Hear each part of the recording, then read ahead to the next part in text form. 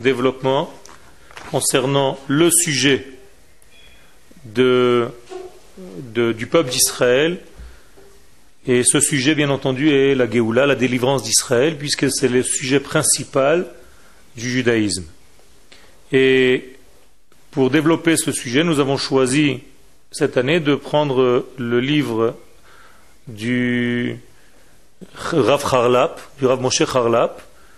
Le Rav Moshe Harlap était le Rosh Yeshiva de Merkaz Harav du temps du Rav Kook Zatzal, et c'est avec ce qu'il aura écrit lui dans son livre qui s'appelle Meimarom, qui concerne la Yeshua de Am Israël, la Géoula de Am Israël, la délivrance, que nous allons développer. Donc il a partagé son livre par chapitre, et aujourd'hui nous allons nous occuper du chapitre 5 qui parle de l'intériorité d'Israël.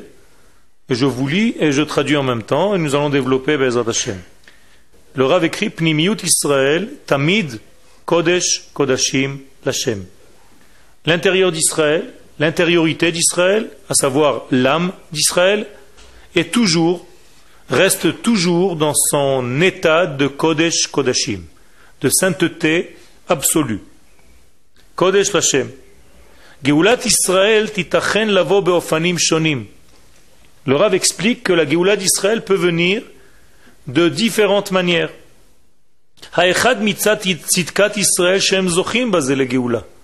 L'une des manières, c'est lorsqu'Israël réagira, fera de bonnes actions dans ce monde, que ces actions vont nettoyer, vont préparer, vont hisser le peuple d'Israël au niveau de subir et de mériter la délivrance. Mais il y a d'autres possibilités. C'est possible que ce ne soit pas les enfants d'Israël eux-mêmes qui fassent beaucoup de bien, mais que les nations qui sont autour d'Israël qui fassent beaucoup de mal. C'est-à-dire que ou on élève le niveau d'Israël, ou alors c'est le niveau des goïms qui va tellement baisser que tu verras le niveau d'Israël très élevé par rapport. Et de ces deux manières, la Géoula d'Israël peut arriver. Troisième manière, c'est possible qu'il y ait les deux.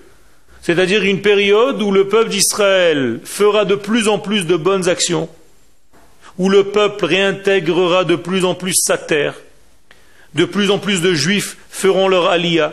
N'oubliez pas que la mitzvah de la teshuva la plus importante, c'est celle de monter en Israël, parce qu'en réalité c'est ce que le Rambam nous explique dans les halachot du Mashiach, que c'est le rassemblement des exilés. C'est comme ça que l'on définit le messianisme d'Israël, c'est quand Israël revient sur sa terre.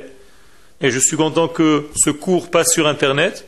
Pour les auditeurs qui ne sont pas encore parmi nous ici, c'est une invitation à vérifier les textes, à lire et à comprendre que la notion de Teshuvah, c'est aussi et avant tout le retour du peuple sur sa terre. Bien entendu, lorsque le peuple est ici, il doit continuer à grandir.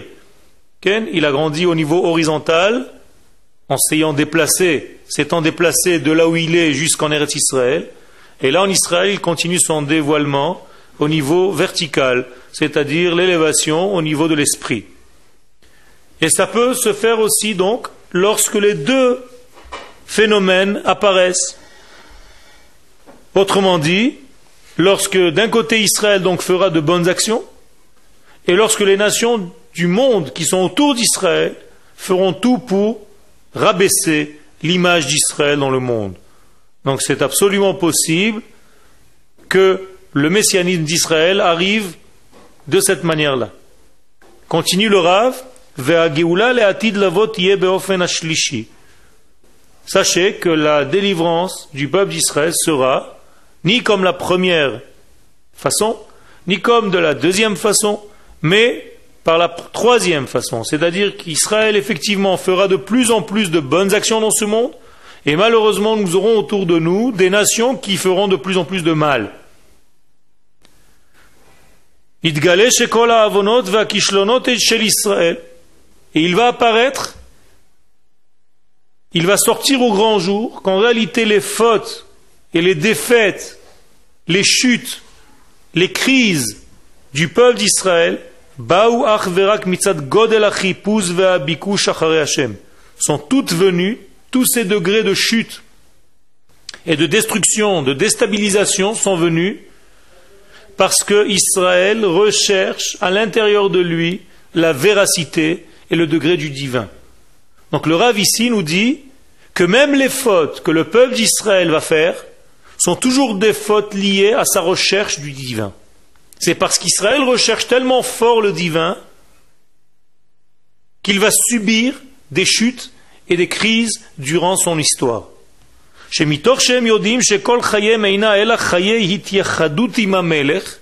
Parce que étant donné que le juif prend conscience que sa véritable vie n'est que la vie qui est liée avec le roi, béni soit-il, lorsque l'homme d'Israël prend conscience que toute sa vie n'est que le lien avec son Créateur, va arriver une étape où l'homme ne trouvera pas de joie et d'entité, ne sera pas comblé par autre chose que par cette grandeur divine. ולכן מבליגים הם על כל יגון ונוח להם לקבל כל האיסורים שבעולם ובלבד להתייחד עם הקדוש ברוך הוא בוחלים הם בכל שכר גם עולם הזה וגם עולם הבא אינם שווים בשבילם. Et c'est justement pour être liés, ils ne savent pas encore dans cette étape-là quel sera le lien avec Dieu. Mais étant donné que leur but intérieur c'est d'être liés à Dieu, tant que ce lien ne leur donne pas le plaisir attendu, ils sont capables même de rater et leur monde présent et leur monde futur pour arriver à ce plaisir. Ce qui veut dire que va apparaître quelque chose de paradoxal. En allant vers le lien avec Dieu, ils vont faire des actions qui sont contre Dieu lui-même et contre les vraies lois de ce que Dieu demande.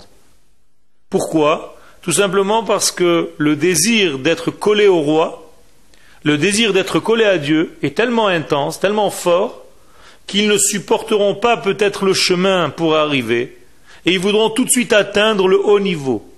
Et ce haut niveau de lien, puisqu'il ne peut pas arriver de cette manière-là, il est obligé de passer par des étapes, alors malheureusement, beaucoup d'entre eux vont se perdre parce qu'ils ne peuvent pas supporter ces étapes, n'ont pas la patience de ces étapes.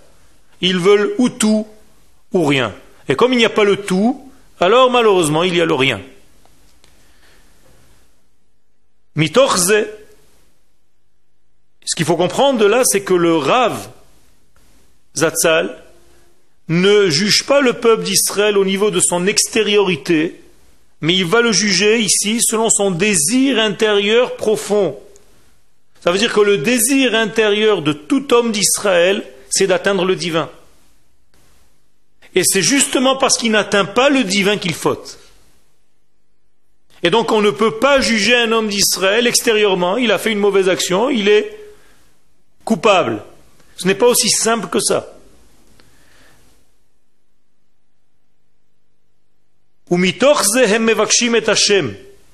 C'est parce qu'il y a une recherche authentique, véridique de Dieu, que le peuple d'Israël est dans une recherche constante d'atteindre le divin. Et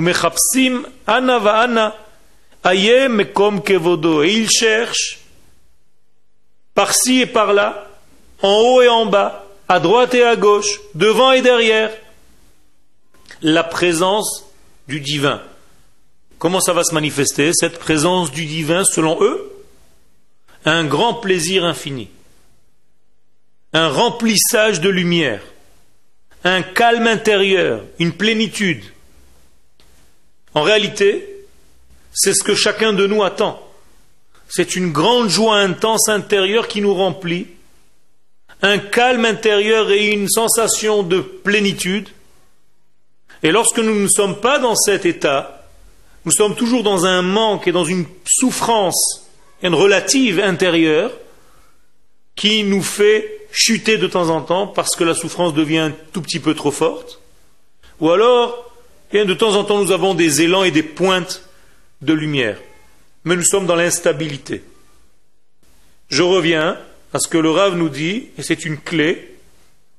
Le peuple d'Israël est toujours à la recherche du divin, donc de cette plénitude. Et il cherche toujours Aye Mekom Kevodo. Où est ta splendeur, Akadosh Baruch Hu? Nous voulons la reconnaître et surtout nous voulons la vivre. Vedavka mitoch hachipus. Et c'est justement parce que la recherche est vérité. C'est une recherche authentique, c'est une vraie recherche. Hem to'im lif'amim bedrachim shonot. Quand on recherche quelqu'un, on peut absolument, malgré la recherche, se tromper dans le chemin que nous utilisons pour cette recherche. La recherche est bonne, l'idée première est bonne, le but est bon, mais les moyens ne sont pas bons. Et donc le peuple d'Israël peut souvent fauter parce qu'il utilise de mauvais moyens pour un but qui est toujours bon. Le but étant de se lier à l'Éternel, mais les moyens peuvent être utilisés parce que l'homme ne sait pas exactement quoi faire, et donc il va tomber dans des pièges et dans des chemins qui ne sont pas correspondants à cette lumière.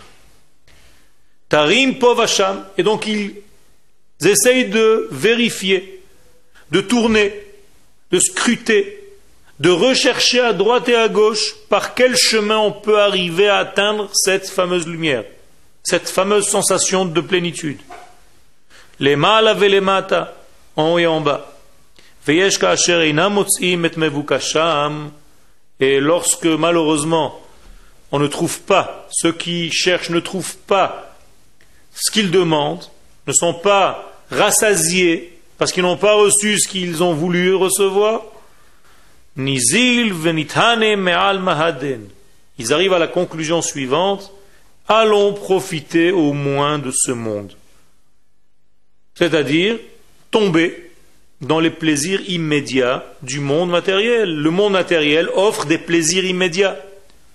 Puisque les plaisirs, au départ, étaient des plaisirs de recevoir le divin, et que ces plaisirs ne sont pas arrivés tout de suite, parce qu'il y a tout un processus pour y arriver, ces fameuses personnes, n'ayant pas trouvé ce bon chemin, vont au moins trouver un remplacement. Et quel est le remplacement? Les plaisirs du monde matériel dans lequel nous sommes. Donc en réalité, ils vont tomber dans un piège qui va leur offrir un gain immédiat, des sensations immédiates de plaisir et de profit. Et donc c'est la faute. La faute arrive par une recherche de lumière divine et par un manque de patience à atteindre cette lumière. Tout simplement. Moralité, le Rav nous dit que le fond d'Israël est bon, mais que le moyen qu'Israël utilise parfois n'est pas bon. Et lorsque le moyen n'est pas bon et qu'il n'arrive pas à cette fameuse lumière tant désirée, il peut absolument tomber dans des degrés qui vont, entre guillemets, remplacer les plaisirs qu'il attendait du divin. Seulement ici, ce ne sera plus les plaisirs qui viennent d'en haut, ça va être les plaisirs qui viennent du monde matériel et qui vont rentrer l'homme dans un tourbillon de faute. En hébreu, le mot faute veut dire en fait ratage. J'ai fauté, j'ai raté. Chet de la racine hachta'a. Adam she chote, Adam she machti, Adam she yatsa mina kivun haragil. Un homme qui faute en hébreu ne s'appelle pas un fauteur, mais quelqu'un qui a raté le chemin, le droit chemin, qui est sorti, qui a dévié du droit chemin, du droit chemin, et qui amène au roi, à la royauté, on appelle Derech HaMelech, et qui a dévié, qui est sorti dans une hachta'a, dans un ratage. Il a tiré dans une direction qui n'est pas la bonne. Aval kol zeba mitoch hadrisha et Hashem veuzo. Mais le Rav refuse d'oublier que tout ce qui est faute provient d'une véritable recherche du peuple d'Israël d'un degré divin. C'est-à-dire le peuple d'Israël est tellement extrémiste dans sa recherche du divin qu'il va même être capable de faire des bêtises en chemin pour arriver à goûter un tout petit peu de ses plaisirs. Et s'il n'arrive pas à goûter de ses plaisirs spirituels, alors il va sombrer dans des plaisirs matériels et physiques.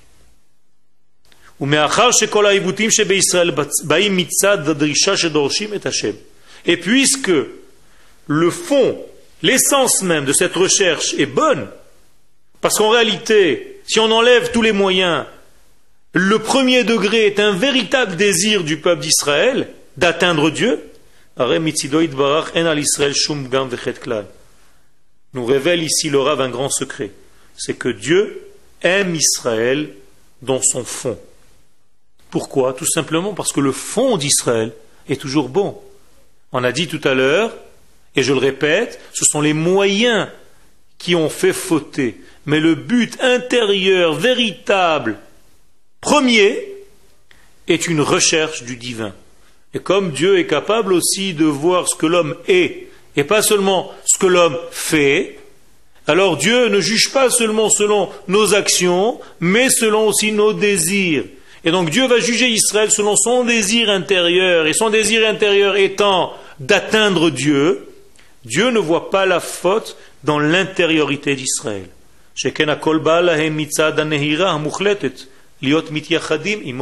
Parce que toute cette recherche est venue d'une bonne intention, c'est de se coller au divin et de profiter de sa lumière. Et oui, cependant, en voulant arriver à ce degré-là, ils se sont salis en chemin, parce qu'ils sont tombés dans des chemins qui ne sont pas le véritable chemin de la lumière, et donc ils se sont salis. Dit le Rav, quelque chose de fondamental, sachez que cette salissure n'est pas intrinsèque, n'est pas intérieure au peuple, elle n'est que superficielle, elle n'est que au niveau de sa surface extérieure, donc elle ne touche pas son essence.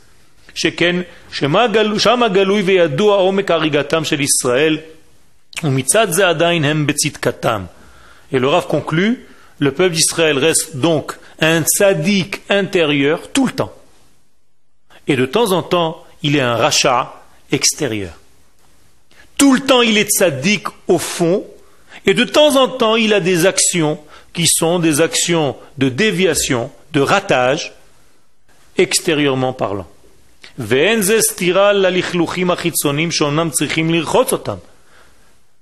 le Rav, malgré tout, toutes les salissures extérieures, bien qu'elles ne soient qu'extérieures, doivent subir un lavage, doivent subir un nettoyage. Ce n'est pas parce que mon fond est bon que cela suffit. Donc je dois nettoyer aussi la salissure, bien qu'elle soit extérieure et étrangère à mon essence. Ce n'est pas grave, il faut que je la nettoie quand même. Et malheureusement, dit le Rav, ce sont toutes les répercussions et les punitions, entre guillemets, que le peuple d'Israël a reçues durant son histoire. C'est en réalité le lavage extérieur des fautes. Lorsque Dieu vient laver les fautes extérieures d'Israël, ça passe et ça apparaît dans ce monde, malheureusement, par des punitions dont je ne vais pas énumérer toute l'histoire du peuple d'Israël qui en est remplie. Kol zerak mitzad achitzoniut. Mais n'oubliez jamais, dit le Rav, que tout ceci est extérieur et n'est qu'extérieur. L'âme ne s'est jamais salie, donc elle n'a pas besoin de nettoyage. Mitzad apnimiut shel Israël, l'intériorité d'Israël, tamid kodesh kodashim l'Hashem. Ils restent toujours dans leur état initial, le saint des saints, béni soit-il. C'est-à-dire que l'âme d'Israël, l'âme collectif Israël, du collectif Israël, est une âme qui reste dans sa pleine sainteté sans avoir aucun changement. Kodesh Israël l'Hashem, Reshit Tevuato, et le Rav cite un verset, et je terminerai par cela. Israël s'appelle Kodesh pour Akadosh Baruch Hu, Kodesh Israël l'Hashem, Dieu nous appelle et nous nomme toujours Kodesh, et non seulement nous sommes Kodesh, mais il y a aussi la raison, Reshit Tevuato, nous sommes les prémices de sa récolte. Ça veut dire que lorsqu'Akadosh Baruch Hu a créé le monde, il avait dans l'idée divine Israël. Il avait en tête le peuple d'Israël. ce peuple d'Israël reste et restera toujours pur, propre, limpide et dans sa pleine sainteté, intérieurement parlant. Et toutes les fautes de ce peuple ne sont que des fautes provisoires, extérieures et étrangères à son essence. Le jour où nous nettoierons la partie extérieure, c'est-à-dire nos déviations, nous allons tout simplement prendre conscience de notre âme intérieure et de notre identité. Donc la teshuva, c'est se fait par le nettoyage de l'extériorité et l'inspection, la découverte de notre essence qui est toujours Kodesh Kadashim. Ken. Vous dites que Israël, depuis le début, Hachem a choisi Israël. Ken. Pourtant, Hachem a demandé aux autres nations d'accepter la Torah. Ken. La question qui est posée, c'est si Dieu nous a choisis depuis le début, comment ça se fait que les Midrashim nous disent que Dieu est parti chez différentes nations pour leur donner la Torah? Déjà, tu mélanges deux choses. Là, on parle d'un choix, et là, tu me parles de Torah. Ken, de donner la Torah. Mais admettons que c'est la même chose. Le Gaon de Vilna explique cela. C'est pas que Dieu est parti demander à chaque nation. Il explique cela, que c'est une parabole. Même si Dieu était allé demander à chaque nation, est-ce que tu veux la Torah? La nation lui aurait dit que non. Pourquoi? Parce qu'elle ne fait pas partie de cette Torah, parce que cette Torah ne correspond pas à son identité. Donc chaque nation va répondre, je ne peux pas respecter la Torah parce qu'il y a marqué ne vole pas et moi je ne peux pas faire sans voler. Je ne peux pas respecter cette Torah dans une autre nation parce qu'il y a marqué ne tue pas et moi je ne suis pas capable de ne pas tuer. Autrement dit, la Torah n'appartient pas, dans le sens le plus profond, le plus intérieur, à aucune notion, si ce n'est à Israël. Donc ce choix est un choix. Et même si Dieu avait demandé aux nations, c'est ce que dit le Maharal, ces nations l'auraient refusé. Moralité, le choix du divin est un choix avec une connaissance déjà, que seul le peuple d'Israël appartient à ce travail-là. Et pourquoi? Tout simplement, et là, peut-être que je vais te donner la clé de ta question, c'est que ce n'est pas un choix qui vient après la création du monde.